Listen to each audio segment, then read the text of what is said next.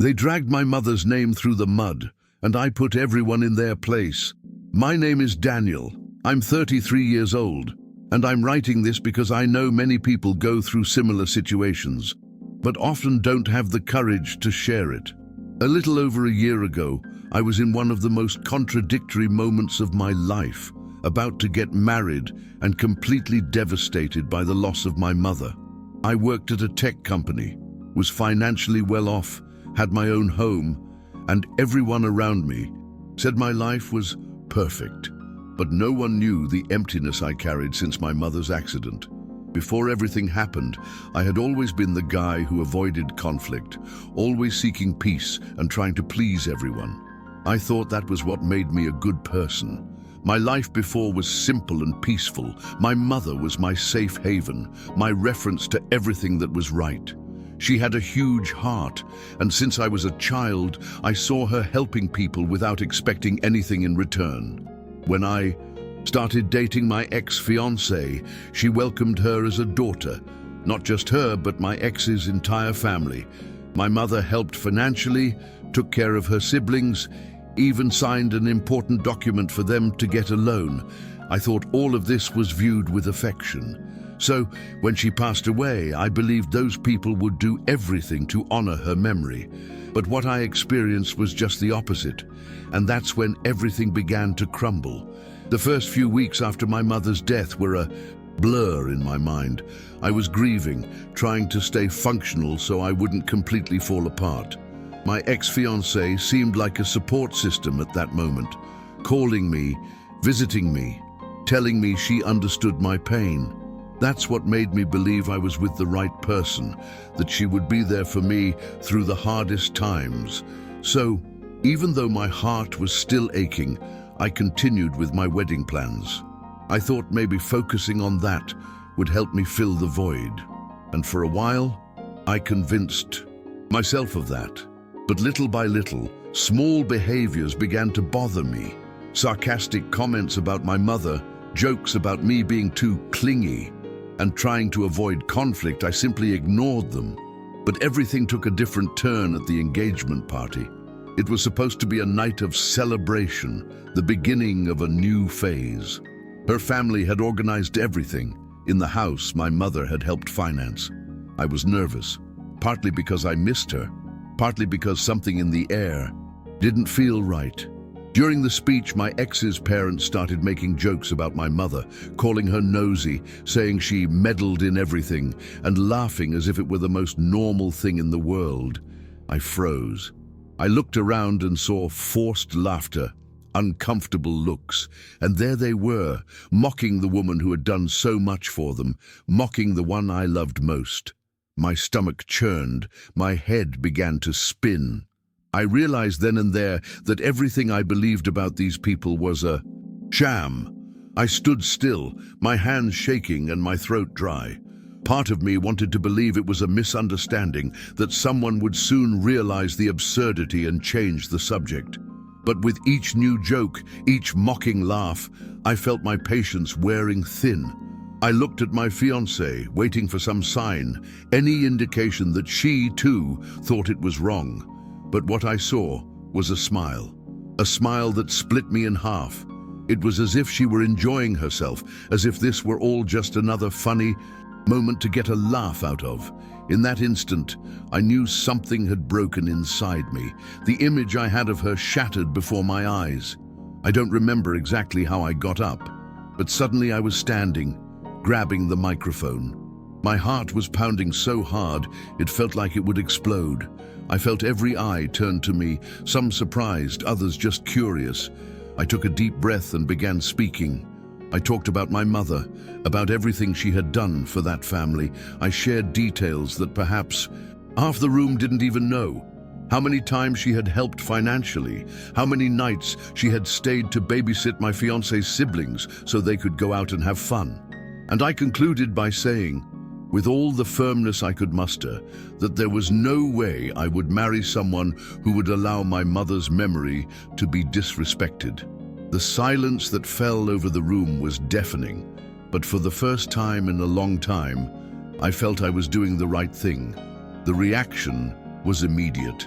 as if I dropped a bomb in the middle of the room. My ex-fiancée tried to grab the microphone from me. Her parents started accusing me of overreacting, and some of her family shook their heads in disapproval. I could see the anger in their eyes at me for shattering the perfect happy family scene, but I no longer cared. My focus was on defending my mother, on making it clear that I would never allow her name to be trampled on. My friends looked at me in surprise, but some of them smiled discreetly as if thinking, he's finally asserted himself. My decision was made there in front of everyone with no turning back. The party turned into a battlefield, and I made no effort to put out the fire. I left the party without looking back, accompanied by some cousins and my father, who was visibly emotional. In the car, the messages started arriving, an avalanche of calls, voicemails, attempts to make me back down.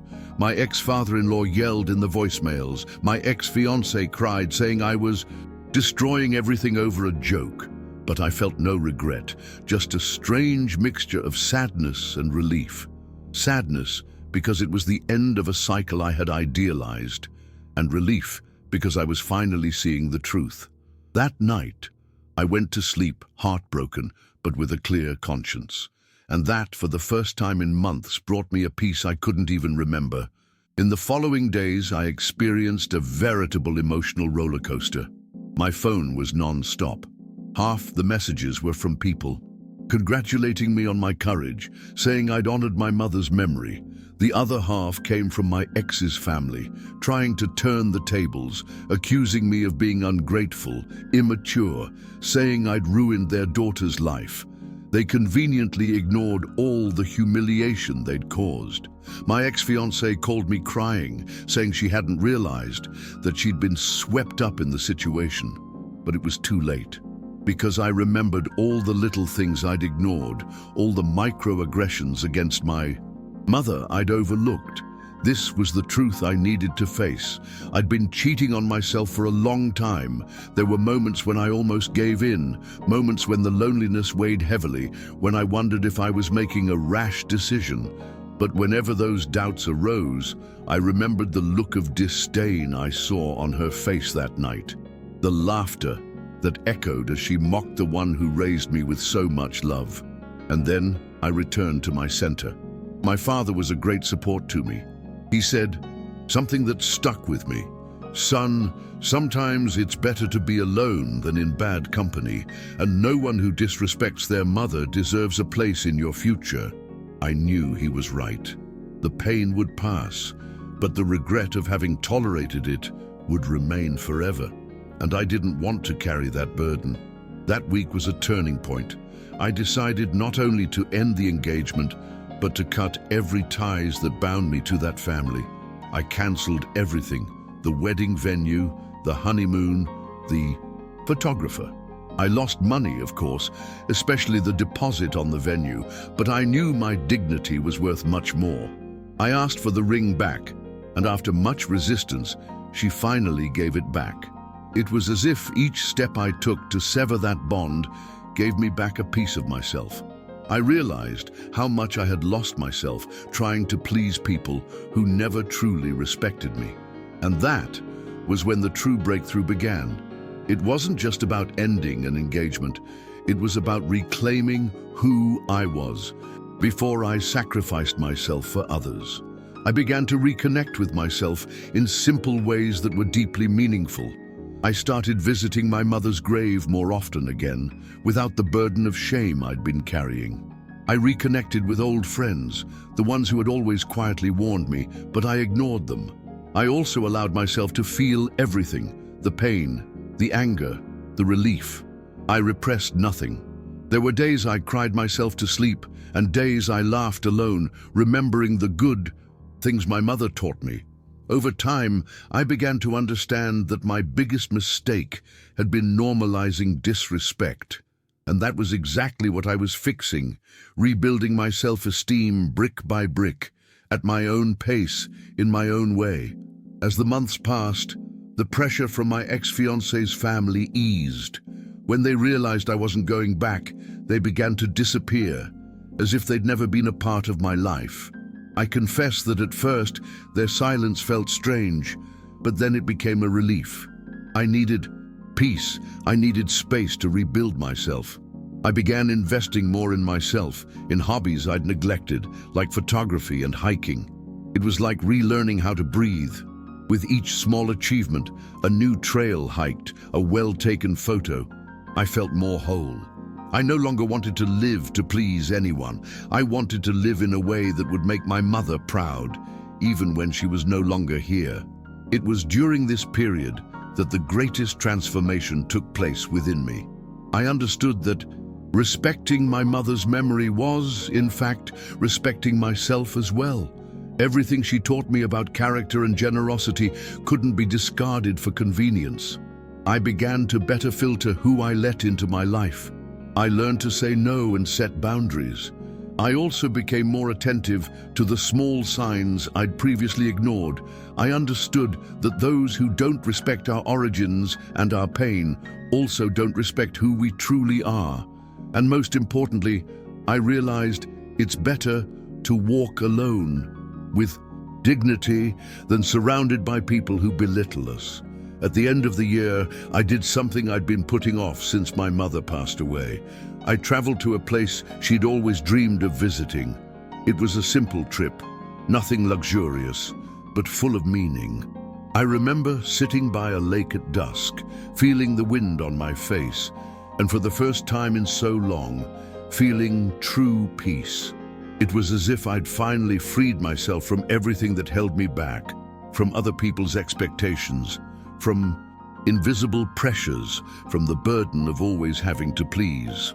I allowed myself to feel proud of my journey, for having put an end to a toxic situation before it consumed me completely. When I returned home, I seemed like a different man. I still missed my mother, but it was a different kind of longing, lighter, more honorable. My friends said my demeanor had changed, that I seemed more serene, more assertive. And it was true. I was no longer the guy who accepted everything in silence. Today, I choose my battles, and whenever I have doubts, I ask myself, would my mother be proud of this decision? If the answer is no, I back down. If it's yes, I move forward, fearlessly. That was the biggest turning point in my life, realizing that true overcoming isn't forgetting the pain, but learning to live with it in a way that strengthens us, not destroys us. Over time, I learned to see that phase as a turning point. Before, I saw the breakup as a failure, something that exposed and embarrassed me. But little by little, I understood that it was a silent victory. It's not every day that we have the courage to break the cycle, to stand up for ourselves in the face of so much pressure. Many people in that same situation would have swallowed the disrespect, gone through with the ceremony, and feigned happiness to avoid causing trouble. But I no longer wanted to live by appearances. I wanted a clean, authentic life, where I could look in the mirror and be proud. And that's what I achieved. The ability to put my integrity above all else. A lot has changed since then. My circle of friends has transformed. I'm surrounded by fewer people, but with people who truly care about me. At work, I also felt more confident expressing my opinions, without fear of seeming like the complicated guy. And even in relationships, I've started to see everything through different eyes. Today, I pay much more attention to how a person treats others, how they handle difficult moments, because I know that says more than any pretty words. I'm in no rush to start a new relationship. My priority now is to maintain the peace I've achieved and continue to honor who I am and where I come from. Recently, talking to a friend, he asked me if I felt regret, and for the first time, I answered without hesitation, no. I don't regret exposing the truth, defending my mother, setting a limit where many would prefer silence. Of course, the pain existed and still exists, but today, I see that this pain was necessary to show me who was truly on my side. I realized that it's never too late to start over, to make difficult decisions in the name of one's own dignity. Life went on, and I moved on stronger. And that, for me, is a kind of victory that no one will ever take away. Today, I use this story as a daily reminder. Whenever I'm faced with a difficult situation, I remember the boy who once swallowed everything to keep the peace. And I remember the man who, even trembling, stood up to defend what was right. It's not easy to take a stand, especially when it involves people you once loved, but it's liberating. I know my mother, wherever she is, would have been proud, and I'm proud too. Not for avoiding pain, but for facing it head-on, for respecting my history and my roots. That's the kind of strength no one can take away from me anymore. Today, I understand that true overcoming isn't pretending nothing happened, but learning to rebuild after a fall.